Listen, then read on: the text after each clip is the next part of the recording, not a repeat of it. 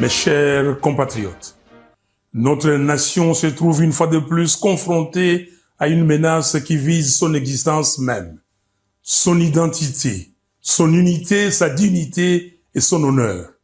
C'est pourquoi je prends la parole aujourd'hui pour rappeler avec la plus grande fermeté une vérité inaltérable.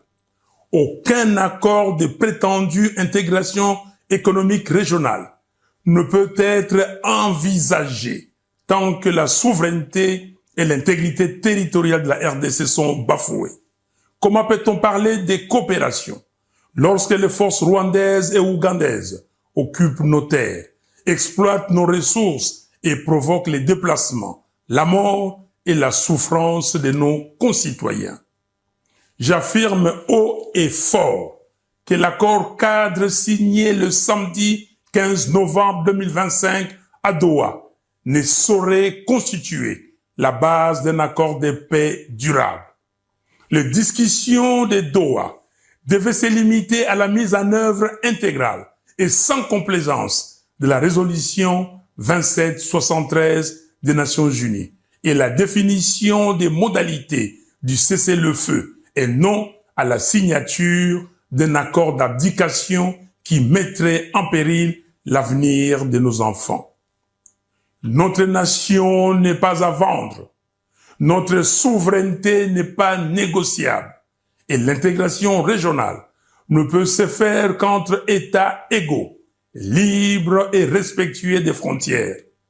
Aucune pression ne doit primer sur la sécurité du Congo.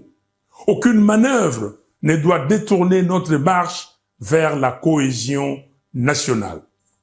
Ainsi, j'en appelle à Monsieur Félix Tshisekedi et à tous les Congolais à œuvrer pour la cohésion nationale.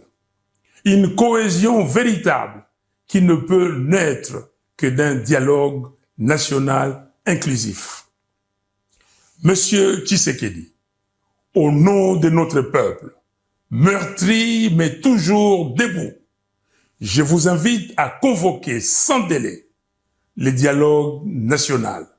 Sinon, l'histoire vous tiendra responsable de la balkanisation du Congo avec messieurs Kagame et Kabila. Aucun accord extérieur ne saurait précéder la réconciliation des enfants du Congo rassemblés pour proclamer d'une seule voix la cohésion nationale. Peuple congolais, c'est maintenant que se joue notre avenir.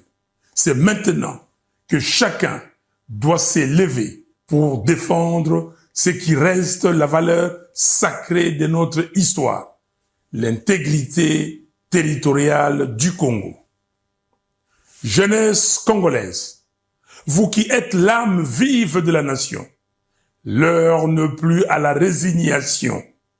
L'heure est à la vigilance, à la mobilisation, à l'engagement pour la défense du pays.